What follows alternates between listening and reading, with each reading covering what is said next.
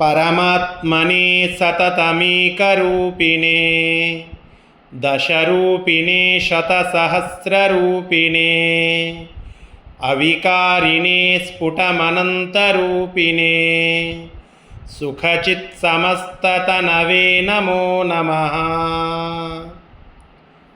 ತಪೋವಿದ್ಯಾವಿರಕ್ತ್ಯಾದಿ ಸದ್ಗುಣೌಘಾಕರಾನಹಂ ವಾದಿರಾಜಗುರುನ್ ವಂದೇ ಹಯಗ್ರೀವದಯಾಶ್ರಯಾನ್. ಶ್ರೀ ಗುರುಭ್ಯೋ ನಮಃ. ಹರಿ ಓಂ. ಶ್ರೀಮದ್ವಾದಿರಾಜತೀರ್ಥ ಕೃತ ದಶಾವತಾರ ಸ್ತುತಿಯ ಅರ್ಥಚಿಂತನವನ್ನು ಈ ಪುರುಷೋತ್ತಮ ಮಾಸದಲ್ಲಿ ಮಾಡುತ್ತಾ ಇವತ್ತು 5ನೆಯ ಶ್ಲೋಕದ ಚಿಂತನೆಯನ್ನು ನಾವೆಲ್ಲ ಮಾಡೋಣ. ಈಗಾಗಲೇ ಮತ್ಸ್ಯ, ಹಯಗ್ರೀವ, ಕೂರ್ಮ, ಧನ್ವಂತರಿ ರೂಪದ ಸ್ಮರಣೆಯನ್ನು 4 ಶ್ಲೋಕಗಳಿಂದ ನಮಗೆ ತಿಳಿಸಿ ಅದನ್ನು ಸ್ಮರಣೆಗೆ ಯೋಗ್ಯವಾಗುವ ವರ್ಣನೆಯನ್ನು ಮಾಡಿಕೊಟ್ಟಂತಹದ್ದು ದಶಾವತಾರ ಸ್ತುತಿಯ ಮೊದಲ 4 ಶ್ಲೋಕಗಳು.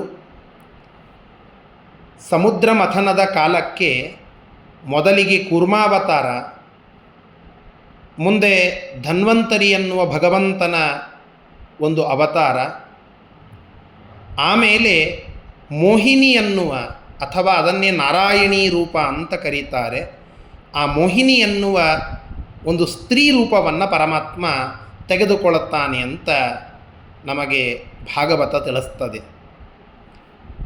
ಪರಮಾತ್ಮನ ಆ ಸ್ತ್ರೀ ರೂಪ ತುಂಬ ವಿಶಿಷ್ಟವಾದದ್ದು. ಅದರ ವರ್ಣನೆಯನ್ನು ಅಷ್ಟೇ ವಿಶಿಷ್ಟವಾದಂತಹ ಒಂದು ಪ್ರಾಸದಿಂದ ಕೂಡಿದ ಶ್ಲೋಕದಲ್ಲಿ ವಾದಿರಾಜಸ್ವಾಮಿಗಳು ತಿಳಿಸಿ ಹೇಳುತ್ತಾರೆ. ಶ್ಲೋಕ ಈ ರೀತಿಯಾಗಿ ಇದೆ. ಯಾ ಕ್ಷೀರವಾರ್ಧಿಮಥನಾಕ್ಷೀಣ ದರ್ಪದಿತಿ ಜಾಕ್ಷೋಭಿತಾಮರಗಣ ಪೇಕ್ಷಾಪ್ತಯೇ ಜನಿವ ಲಕ್ಷಾಂಶು ಬಿಂಬಜಿತ ತೀಕ್ಷ್ಣಾಲಕಾವೃತಮುಖೀ ಸೂಕ್ಷ್ಮಾವಲಗ್ನವಸನಾಕ್ಷೇಪ ಕೃತ್ಕುಚಟಕಾಕ್ಷಮಿ ಕೃತಮನೋ ದೀಕ್ಷಾಸುರಾಹೃತ ಸುಧಾಕ್ಷಾಣಿನೋ ವತು ಸುರೂಖೇ ಕ್ಷಣಾಧರಿತನು. ಈ ನಾರಾಯಣಿ ರೂಪ, ಮೋಹಿನಿ ರೂಪ ಜಗತ್ತಿನಲ್ಲಿ ಸೌಂದರ್ಯಕ್ಕೆ ಒಂದು ಮಾಡೆಲ್, ಸ್ಟೆರಿಯೋಟೈಪ್ ಆಗಿ ನಿಲ್ಲುವುದು ಲಕ್ಷ್ಮೀದೇವಿಯ ಸೌಂದರ್ಯ, ಇಂದಿರಾದೇವಿಯ ಸೌಂದರ್ಯ. ಅವಳ ಸೌಂದರ್ಯದ ಮುಂದೆ ಮತ್ಯಾರ ಸೌಂದರ್ಯವೂ ಅಲ್ಲ. ಅಷ್ಟು ಅದ್ಭುತವಾದ ಸೌಂದರ್ಯ, ಅಸದೃಶವಾದ ಸೌಂದರ್ಯ ಅದು ಲಕ್ಷ್ಮೀದೇವಿಯದ್ದು ಅಂತ ನಾವು ಕೇಳುತ್ತೇವೆ. ಆದರೆ ಆ ಲಕ್ಷ್ಮೀದೇವಿಯ ಸೌಂದರ್ಯವನ್ನು ಮೀರಿಸುವ, ಅದನ್ನೂ ಪಕ್ಕಕ್ಕಿರಿಸುವ ಅಪ್ರತಿಮವಾದ ಸೌಂದರ್ಯ ಅದು ಸ್ವತಃ ಭಗವಂತನೇ ಸ್ತ್ರೀ ರೂಪವನ್ನು ತಳೆದುಕೊಂಡದ್ದು, ಅದು ಮೋಹಿನಿ ರೂಪ. ಪ್ರಾಯ ಮುಖ್ಯವಾಗಿ ಭಗವಂತನ ಸ್ತ್ರೀ ರೂಪಗಳನ್ನು ನಾವು 2 ಬಾರಿ ಕೇಳುತ್ತೇವೆ. ಒಂದು, ವೆಂಕಟೇಶ ಮಹಾತ್ಮೆಯಲ್ಲಿ ಪರಮಾತ್ಮ ತಾನೇ ಸ್ವತಃ ತನ್ನ ಮದುವೆಯನ್ನು ನಿಶ್ಚಯ ಮಾಡಿಕೊಳ್ಳಲಿಕ್ಕೆ ಅಂತ ಹೇಳಿ ತಳೆದಿರುವಂತಹ ಕೊರವಂಜಿಯ ರೂಪ, ಕೊರವಿಯ ರೂಪ. ಅದನ್ನು ಬಿಟ್ಟರೆ ಇನ್ನೊಂದು ರೂಪ ಮೋಹಿನಿ ರೂಪ. ಸಮುದ್ರ ಮಥನದ ಸಂದರ್ಭ ತಮಗೆಲ್ಲ ಕಥೆ ಗೊತ್ತಿದೆ. ಧನ್ವಂತರಿ ರೂಪಿ ಪರಮಾತ್ಮ ಆ ಸಮುದ್ರ ಮಥನದ ಸಂದರ್ಭದಲ್ಲಿ ಮೇಲೆದ್ದು ಬಂದು ಕೈಯಲ್ಲಿ ಅಮೃತ ಕಲಶವನ್ನು ಹಿಡಿತಾನೆ. ಆ ಅಮೃತ ಕಲಶ ಅದನ್ನು ದೈತ್ಯರು ಅಪಹರಿಸ್ತಾರೆ, ಅದನ್ನು ತೆಗೆದುಕೊಂಡು ಹೋಗ್ತಾರೆ. ಆಗ ಆ ದೈತ್ಯರಿಂದ ಆ ಅಮೃತ ಕಲಶವನ್ನು ದೇವತೆಗಳು ಪಡೆದು ಆ ಅಮೃತವನ್ನು ಪಾನ ಮಾಡಬೇಕು. ಅಂದಾಗ ಮಾತ್ರ ದೇವತೆಗಳಿಗೆ ಆ ದೈವಿ ಶಕ್ತಿ ಬರುವಂತಹದ್ದು. ಆ ಮಥನದಲ್ಲಿ ಪಡೆದ ಅಮೃತವನ್ನು ನ್ಯಾಯಯುತವಾಗಿ ದೇವತೆಗಳು ಪಡೆಯಬೇಕು ಅನ್ನುವ ಹಂಬಲ ಇದೆ. ಆದರೆ ದೈತ್ಯರು ಅದನ್ನು ತೆಗೆದುಕೊಂಡು ಹೋಗಿದ್ದಾರೆ. ದೈತ್ಯರನ್ನು ಮೋಹಿಸಿ ಅವರ ಬಳಿಯಲ್ಲಿ ಇದ್ದ ಅಮೃತವನ್ನು ತೆಗೆದುಕೊಂಡು ಬರುವ ಕಾರ್ಯವನ್ನು ಮಾಡಲಿಕ್ಕೆ ಪರಮಾತ್ಮನೇ ಸ್ವತಃ ಒಂದು ರೂಪವನ್ನು ತೆಗೆದುಕೊಳ್ಳುತ್ತಾನೆ, ಸ್ತ್ರೀ ರೂಪ, ಅದೇ ಮೋಹಿನಿ ರೂಪ ಅಂತ ಹೇಳಿ. ಅದಕ್ಕೆ ಇನ್ನೊಂದು ಹೆಸರು ನಾರಾಯಣಿ ಅಂತ, ನಾರಾಯಣನ ಸ್ತ್ರೀ ರೂಪ ಅಂತ. ಅಪ್ರತಿಮ ಸೌಂದರ್ಯ, ವಿಲಕ್ಷಣ ಕಾಂತಿ. ಊರ್ವಶಿ, ಅಪ್ಸರ, ಮೇನಕ ಇವರೆಲ್ಲರ ಸೌಂದರ್ಯ ಅಂತೂ ದೂರ ಇಟ್ಟು ಬಿಡಿ. ಸಾಕ್ಷಾತ್ ಲಕ್ಷ್ಮೀದೇವಿಯ ಸೌಂದರ್ಯವು ಝಪ್ ಹೊಡಿಬೇಕು. ಅಷ್ಟು ಅದ್ಭುತವಾದ ಅಪ್ರತಿಮವಾದ ಸೌಂದರ್ಯದ ಸಾಕಾರ ಮೂರ್ತಿಯಾಗಿ ಭಗವಂತನೇ ಸ್ತ್ರೀ ರೂಪವನ್ನು ತೆಗೆದುಕೊಂಡು ಬಂದಿದ್ದಾನೆ. ಲಕ್ಷ್ಮೀದೇವಿಯ ನಾಚಬೇಕು. ಚಂದ್ರನಿಗಿಂತ ಕೋಟಿ ಪಟ್ಟು ಕಾಂತಿ ಆ ಭಗವಂತನ ಸ್ತ್ರೀ ರೂಪದಲ್ಲಿ ಕಾಣ್ತಾ ಇತ್ತು. ಮೃದುವಾದ ಮುಂಗುರುಳು, ಬಳಕುವಂತಹ ನಡುಭಾಗ, ತುಂಬ ಸುಂದರವಾದ ಬಟ್ಟೆ, ಮನಮೋಹಕವಾದ ಆಕರ್ಷಕವಾದ ಮೈಸಿರಿ, ಅವಳ ಕುಡಿ ನೋಟ, ಆ ಒಂದು ಸೌಂದರ್ಯಕ್ಕೆ ಮಾರು ಹೋಗಿ ದೈತ್ಯರೆಲ್ಲ ಆ ಸುಧೆಯ ಕಲಶವನ್ನು ಕೊಡುತ್ತಾರೆ. ಸುಧೆಯ ಕಲಶವನ್ನು ಆ ಮೋಹಿನಿ ರೂಪದ ಭಗವಂತ ದೇವತೆಗಳಿಗೆ ಉಣಬಡಿಸ್ತಾನೆ. ಆ ಉಣಬಡಿಸುವ ಸಂದರ್ಭದಲ್ಲಿ ಒಬ್ಬ ರಾಕ್ಷಸ ತಾನು ಒಂದು ರೂಪವನ್ನು ತೆಗೆದುಕೊಂಡು, ದೇವತೆಯಂತೆ ಮಾಯಾವಿ ರೂಪವನ್ನು ತೆಗೆದುಕೊಂಡು ಸ್ವರ್ಭಾನು ಅಂತನ್ನುವ ಒಬ್ಬ ರಾಕ್ಷಸ ಅಲ್ಲಿ ಬಂದು ದೇವತೆಗಳ ಸಾಲಿನಲ್ಲಿಯೇ ನಿಲ್ತಾನೆ ಮಾರುವೇಷದಿಂದ. ಸೂರ್ಯಚಂದ್ರರು ಮೋಹಿನಿಗೆ ಅದನ್ನು ಹೇಳುತ್ತಾರೆ. ಆದರೆ ಅಷ್ಟೊತ್ತಿಗಾಗಲೇ ಒಂದು ತೊಟ್ಟು ಅಮೃತ ಆ ಸ್ವರ್ಭಾನು ಅನ್ನುವ ಮಾರುವೇಷದ ದೇವತೆ, ಅಂದರೆ ರಾಕ್ಷಸನೇ ಮಾರುವೇಷದಿಂದ ದೇವತೆಯಾಗಿ ಬಂದವನ ಕೊರಳಲ್ಲಿ ಇಳಿತಾ ಇರುತ್ತದೆ, ಕಂಠದಲ್ಲಿ ಇಳಿತಾ ಇರುತ್ತದೆ. ಮೋಹಿನಿ ರೂಪದ ಭಗವಂತ ಅವನನ್ನು ಚಕ್ರದಿಂದ ಸಂಹಾರ ಮಾಡಲಿಕ್ಕೆ ಅಂತ ಚಕ್ರವನ್ನು ಬಿಟ್ಟಾಗ ಅವನ ರುಂಡ ಒಂದು ಭಾಗ ಮತ್ತು ಇನ್ನೊಂದು ಕೆಳಭಾಗ ಮತ್ತೊಂದು ಭಾಗ ಆಗ್ತದೆ. ಅಮೃತ ಒಳಗಡೆ ಹೋಗಿದ್ದಕ್ಕೆ ಜೀವ ಹೋಗುವುದಿಲ್ಲ, ಚೈತನ್ಯ ಇರ್ತದೆ, ಅಮರನಾಗ್ತಾನೆ. ರಾಹು ಮತ್ತು ಕೇತು ಅನ್ನುವ ಛಾಯಾಗ್ರಹಗಳು ಅವೇ ಅಂತನ್ನುವ ಪುರಾಣದ ಕಥೆಯನ್ನು ಕೇಳುತ್ತೇವೆ. ಇದು ಮೋಹಿನಿ ರೂಪದ ಪ್ರಸಂಗ. ದೇವತೆಗಳ ಮೇಲೆ ಅನುಗ್ರಹ ಮಾಡಲಿಕ್ಕೆ ಭಗವಂತ ಒಂದಲ್ಲ 3 ರೂಪಗಳನ್ನು ಒಂದೇ ಸಮಯಕ್ಕೆ ತೆಗೆದುಕೊಂಡದ್ದು. ಕೂರ್ಮಾವತಾರ, ಧನ್ವಂತರಿ ರೂಪ ಮತ್ತು ಮೋಹಿನಿ ರೂಪ. ಈ ಮೋಹಿನಿ ರೂಪದ ಒಂದು ಅಪೂರ್ವವಾದ ವರ್ಣನೆಯನ್ನು ವಾದಿರಾಜಸ್ವಾಮಿಗಳು ಈ 5ನೆಯ ಶ್ಲೋಕದಲ್ಲಿ ತಿಳಿಸ್ತಾ ಇದ್ದಾರೆ. ಕ್ಷೀರ ವಾರ್ಧಿ ಮಥನ ಅಕ್ಷೀಣ ದರ್ಪದಿತಿಜ ಅಕ್ಷೋಭಿತ ಅಮರಗಣಾಕ್ಷೇಪ ಅಮರಗಣ ಅಪೇಕ್ಷಾಪ್ತಯೇ.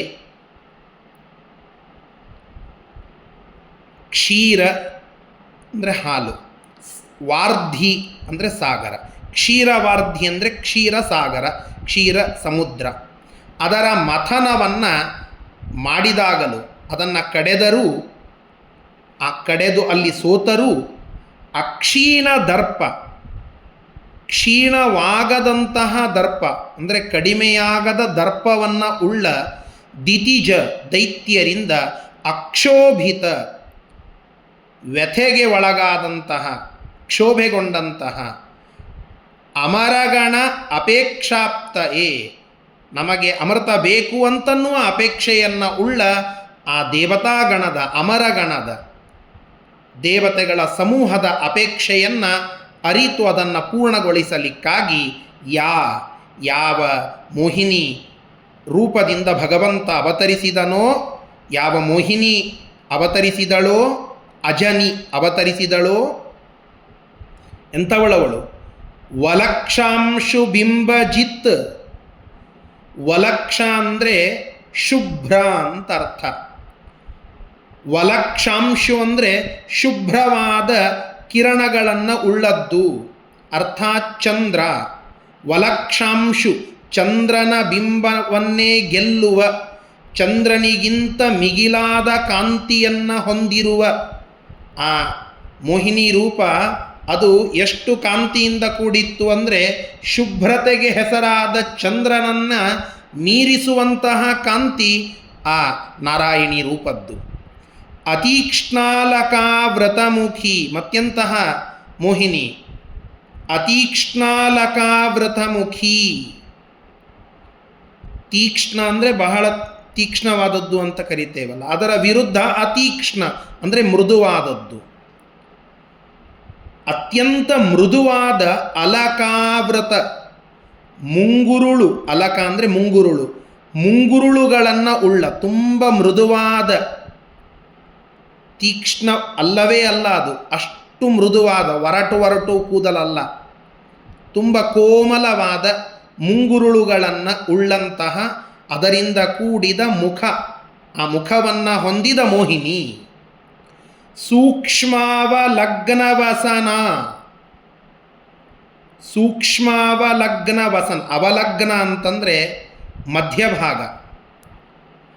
ಆ ಮೋಹಿನಿ ರೂಪದ ಮೈಸಿರಿ ಆ ಮಧ್ಯಭಾಗ ಅದು ಸೂಕ್ಷ್ಮವಾಗಿ ಇತ್ತು ಮತ್ತು ಒಳ್ಳೆ ಶ್ರೇಷ್ಠವಾದ ಬಟ್ಟೆಯನ್ನು, ಆ ಮೋಹಿನಿ ರೂಪ ಮನಮೋಹಕವಾದ ಬಟ್ಟೆಯನ್ನು ತೊಟ್ಟು ಭಗವಂತ ಸ್ತ್ರೀರೂಪದಿಂದ ಅಲ್ಲಿ ಬಂದಿದ್ದಾನೆ.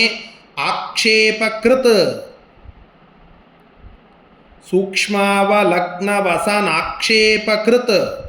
ಕೆಲವು ಕಡೆಗೆ ಆಕ್ಷೇಪ ಅಂತ ಪ್ರಯೋಗ, ಇನ್ನು ಕೆಲವು ಕಡೆಗೆ ಆಕ್ಷೇಪಕೃತ ಅಂತ. ಅಂತೂ ಕ್ಷೇಪ ಅಂತಂದರೆ ನಡಗುವ ಅಂತ ಅರ್ಥ.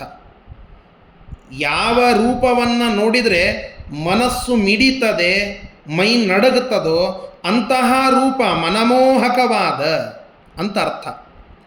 ಕುಚಕಟಾಕ್ಷ, ಆ ದೇಹ ಸಿರಿಯನ್ನು, ಅವಳು ನೋಡುವ ನೋಟ, ಇವೆಲ್ಲವುಗಳಿಂದ, ಆ ಕಟಾಕ್ಷಗಳಿಂದ ಅಕ್ಷಮೀಕೃತ ಮನೋದೀಕ್ಷಾ, ಅಕ್ಷಮೀಕೃತ ಮನೋದೀಕ್ಷಾ. ದೈತ್ಯರಿಗೆಲ್ಲ ಒಂದು ಅಪೇಕ್ಷೆ ಇತ್ತು, ಏನಂತ, ಈ ಇಡಿಯಾದ ಅಮೃತ ಇದು ನಮಗೇ ಬರಬೇಕು ಅಂತ.